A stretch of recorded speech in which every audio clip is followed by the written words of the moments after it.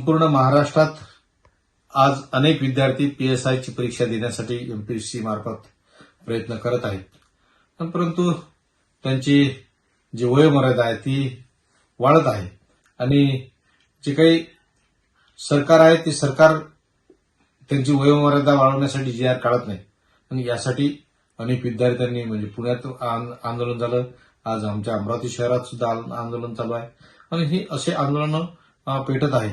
म्हणून मी सरकारला या निमित्तानं इशारा देऊ इच्छितो की सरकारनं या संदर्भात त्यांची वयोमर्यादा वाढवण्याच्या संदर्भात लवकरात लवकर जी आर काढावा की जेणेकरून या विद्यार्थ्यांचं नुकसान होणार नाही. विद्यार्थी ही परीक्षेला पुन्हा बसून आपली पुन्हा ती परीक्षा देऊन पास होतील आणि अनेक कुटुंब आज बसतील.